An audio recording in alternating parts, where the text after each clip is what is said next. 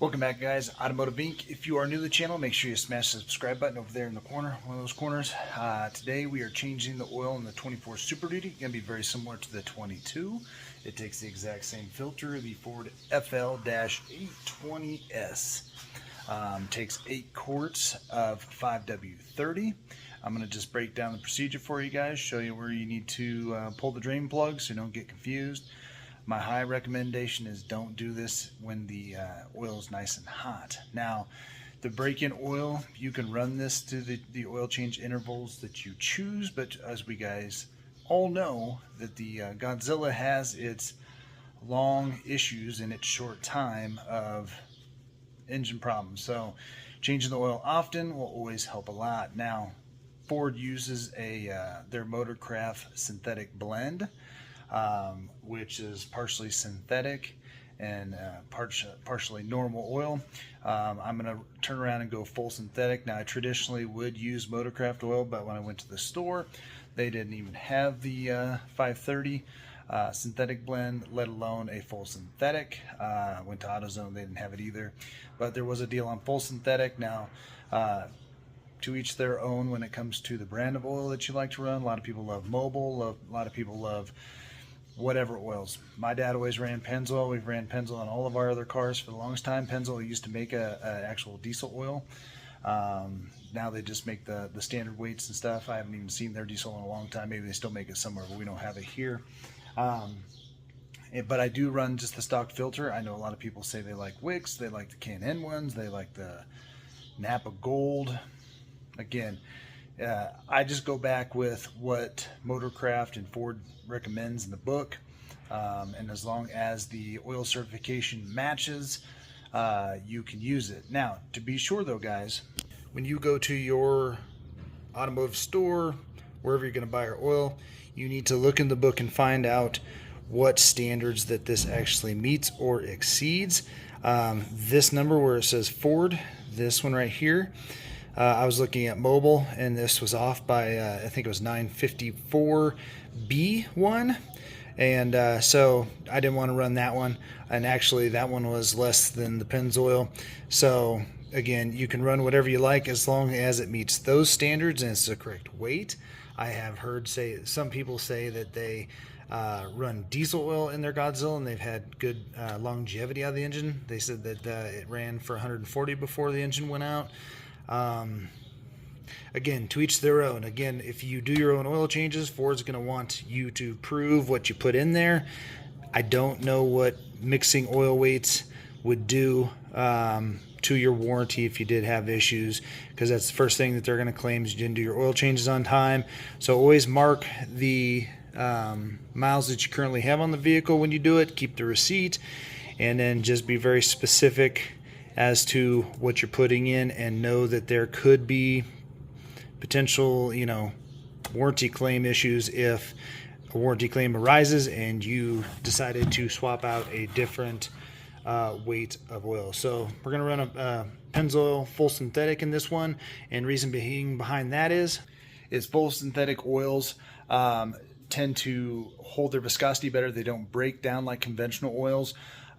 So this engine gets hot. When we just did the most recent tow test, it got hot. I'm only at 4,000 miles, but guys, I change my oil religiously with a diesel or a gas at 5,000 or less, because this truck has pretty much just been towing in the heat, back-to-back tows, up and down hills with that break-in oil. We're going to change it out today. So this oil change cost me all of $62 to do. And again, you can use whatever you want, but I'm just going to run the Motorcraft filter. So first things first, we pulled the truck in, we got it open. I did drive this morning, so it was hot all morning, so I couldn't do it till it cooled off. We're going to set up the pan, and we're going to start getting the oil out of the oil pan. Now, I will tell you this, it is nice to have a trimmer for this one reason. I can actually use a creeper under the truck, so usually I have to lay my back under most of the trucks. The older Chevys and GMCs, really low to the ground. The Ram, I could kind of get under. My Dually, it was a little lower to the ground, 17th, but this one I can. So let's take a look at where the oil pan is in the drain plug. Alright, so here's your drain plug, guys. Again, you can see it can blow oil all over here, especially the hotter it is. So just keep that in mind when you take this plug out, that you're going to want to wipe up any residual oil that gets up underneath here, as it does come out fast. So the oil drain plug is a 15 millimeter on a stock Godzilla. So I've had some other people say that theirs was different. It was a 14. I know some people like to put those valves in there. I don't preferably like to put those on. I've had those before. I put them on. I don't like them. They don't seem to handle up over time. But what I would do is, so you don't have to blow it all over that, it looks like a transmission cooler. Just get it all the way till where you can start to wiggle it and starts dripping out. Then you know you're almost at the end of the threads. And then unscrew it, holding it in there as long as it's not too hot. Get the initial little bit of oil to start draining by pulling the plug out just a little bit, but using it kind of as a little block. And if you do that, it won't spray it. Hold it there for about a minute, and then by then you can go ahead and just lift it out of the hole, and it'll run right into the pan and not make a mess of everything. So that's been what's worked for me in the past. Again, if it's super hot, you're probably not gonna be able to do that. That's why I recommend doing it nice and cold. So 15 mil. When you reuse the same drain plug, you don't have to change out that gasket. You don't have to change out anything. Remember, it looks like an aluminum oil pan, and it's probably a steel bolt. So just get it nice and snug. Don't over tighten it. Don't go crazy with it.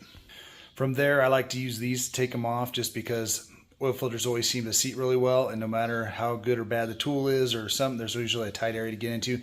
This filter is not all that hard to get to. We got to let all the oil drain out before it, but this is from Walmart. You can get it on the Zon. And I will link a lot of this stuff that you can do on this oil change in the Zon if you just want to go there and get it. I highly recommend, if you're going to grab a vehicle and hold on to it for a long time, just get this. This will give you a good starting point of getting it off, so you don't have to use other crazy tools in there. And that way you can just, and this will work on a lot of other ones also. So just like the last Godzilla, there is the oil fill. I went ahead and removed that, so it helps just the air kind of go through and let it drain better. And then we'll clean off the dipstick. Now I did pull an oil sample. I'm going to send it to Blackstone just to see how it's running, see if they see anything that would be alarming in there, and I'll post those results in a later video. So this is just the how-to. Again, went ahead and bought 10 quarts of oil because it's cheaper in the 5-quart version than it is individual quarts. So we're going to let that basically drain all the way, and then we'll get underneath it. I'll show you where the oil filter is at, and then how you're going to remove it, and then this will be pretty much in the bag. All right, so we got the oil drained out. I went in and cleaned the plug up.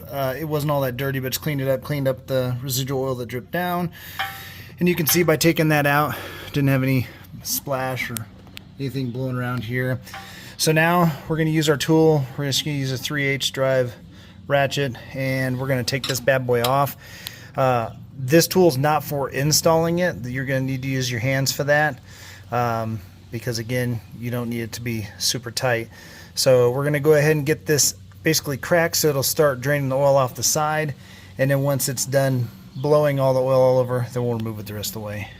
So that's what I mean by just giving it a good start so it can do its initial blow off here of oil and let that drain. We'll let that drain way down, and then we'll remove it the rest of the way.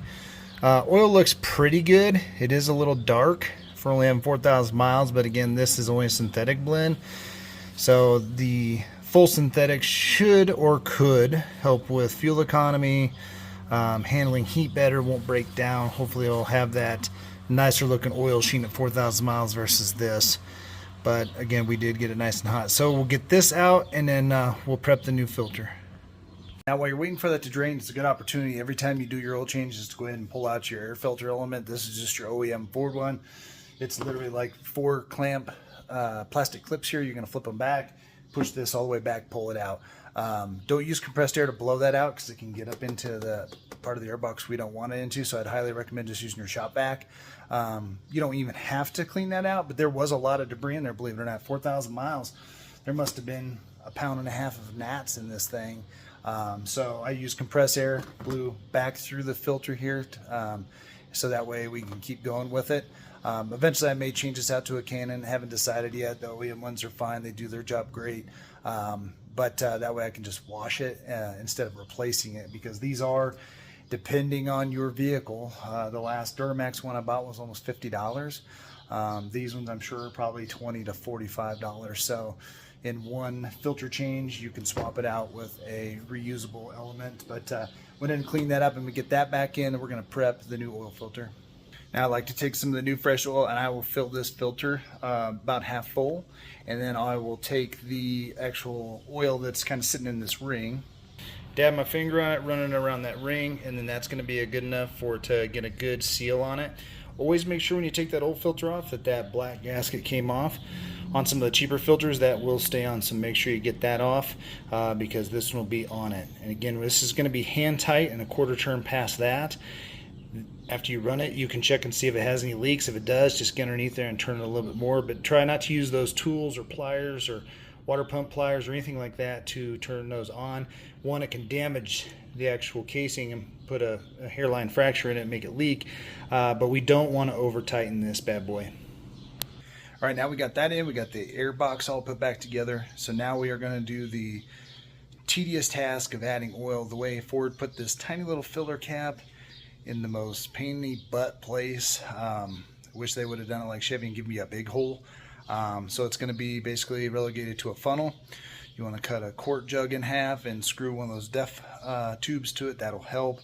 Otherwise, we are going to start working on getting the 8 quarts back. So my suggestion to you guys would be to go ahead and add about 6.5, 7 quarts, and then let it sit for a little bit, 10 minutes, check the oil and see where it's at. Just make sure you got all the old oil out, because we don't want to overfill it. If you're going to do this yourself, then you can assure that you got it right. If you're going to have Ford or any other place do it, and they bring it out and say it's good to go, let the truck sit for about 10 minutes and check and make sure they, one, put enough oil in it, and two, they didn't over put oil in it, because sometimes they have those trigger guns and they'll set it at something, they set it to the wrong thing, and they'll put 15 quarts in there. You do not want to have that happen. It's just going to cause you problems. It's easier for them to just pull it right back in and drain some out. So we're going to start adding this oil, and then we'll finish up here in a second. So the last little bit, in any trim level of your Godzilla, you're going to have a vehicle maintenance oil reminder to reset. So first things first, get in the vehicle. It doesn't need to be running. Go ahead and just turn it on so everything's basically ready to start mode, not accessory mode. Usually you can click the menu. You're going to go into menu. When you do go into menu, it's going to be at the very top, so you won't see this. You'll see it up here in my view. So you're going to scroll all the way down and go to vehicle maintenance. You're going to hit OK, hit oil life, and then we're going to go and we're going to push and hold the OK button down here until it resets back to 100. Now that thing, I don't believe it does anything other than remind you based on a certain set of miles. I don't think it's equating like your oil degraded because of engine heat or anything like that. But write down your mileage, take a picture of it if you're doing it yourself, keep your receipt, and then the next day you go out, truck's parked on a flat surface, check your oil again, make sure you don't need it topped off, get it right where it needs to be. This literally took the 8 quarts with draining all the oil out, taking the oil filter off, even just spiking the oil filter with a little bit of oil to start it.